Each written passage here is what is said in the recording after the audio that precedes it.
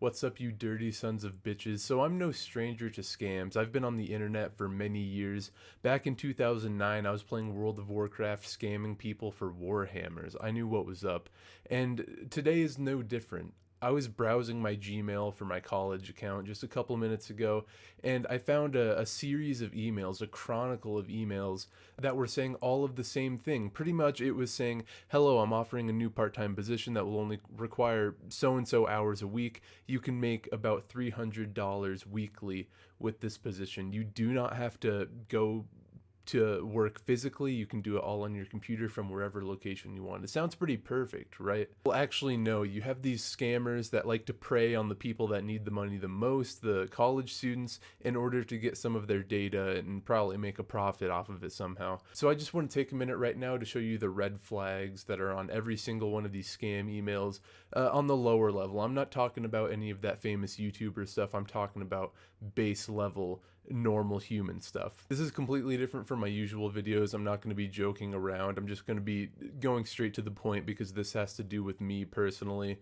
because I get a lot of these emails as well, and some of them can look tempting, but I'm not going to succumb. But pretty much the first thing you'll notice when you get one of these emails is you'll see a big thing. It says external email. But pretty much when you have a college account or any school account for that matter, you're going to be using an SSO, a single sign-on, which is pretty much logging into the email within the school's domain. That's why you see a lot of school accounts with .il edu or whatever the state may be followed by edu, which pretty much says that you're using their account and it belongs to them, right?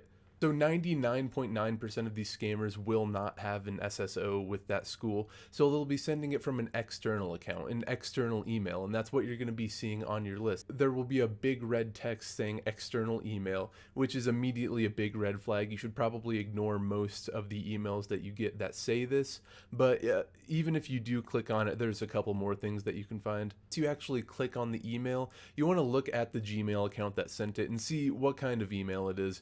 So this one right here, kareembeauty5151@gmail.com. So first of all, you can tell that this isn't from an SSO because of the external email sign and also the @gmail.com at the end of their Gmail account instead of, in my case, the SSO arizona.edu. So that's immediately a red flag. And also kareembeauty5151, that really doesn't sound like anything that a professor or an employer at whatever school you may be going to would have. And you'll also notice right below their email there is also a list of all the people that it was sent to, and it's generally going to be a mass group of people in order to get all of the scams and all the profit out of it that there could be. Because let's be honest, an employer isn't going to be sending out an email to 500 to 600 people for a position. No, they'd be a lot more selective about that, right? It only makes sense.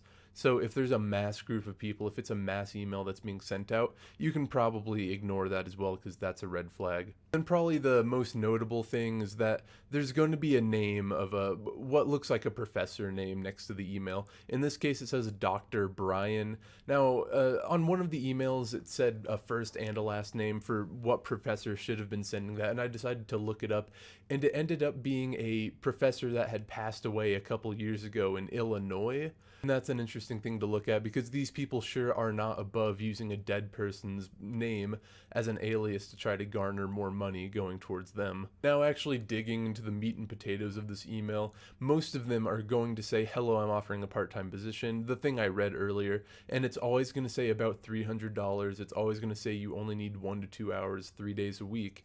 Every single one of them will say that. It's pretty easy to notice that this is just their default text that they send to everybody because all of them are literally the same.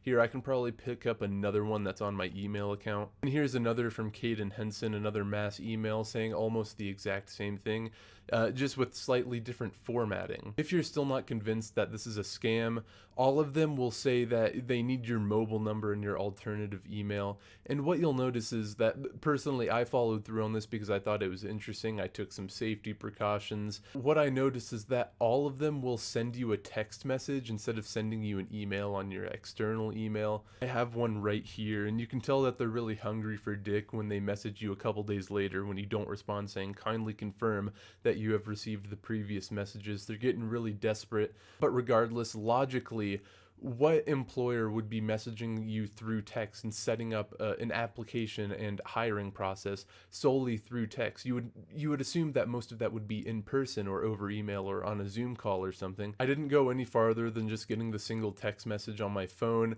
but I'm assuming the more you talk to them, the more information you'll give, the more personal information that they'll ask of you, and eventually ask for something like your social security number and like a picture of your birth certificate, which is just what they need for some identity theft or forgery or whatever they're after. But yeah, to go over the red flags again, look to see if it's an external email. Read the email to see the legitimacy of the situation. You know, if it's fully online and you don't have to go in for work, and they say you have to work very little hours for a decent amount of money, it's most likely too good to be true. See if it's a mass email, and see if they're asking for your phone number and email, because or external email at least, because there's no real reason that they would need those. And finally, the fifth one, just make sure to see if it's a copy paste from another email that you may have gotten regarding getting a job. Oh, and also, sorry, sixth, I almost forgot. See if they're impersonating a dead professor. That's also pretty important to look out for. But yeah, no, if you're a college student, you need some money, and you see this email, it's most likely too good to be true, like I said a second ago, and you should probably look for a more legitimate place of employment. I know that a lot of people fall for these because so many of them are being sent out. That must mean that they're successful. So I just wanted to make this video to show you the ways to spot a scam email, especially for those who are most desperate for it. But yeah, no, that's all I have to talk about right now. Peace.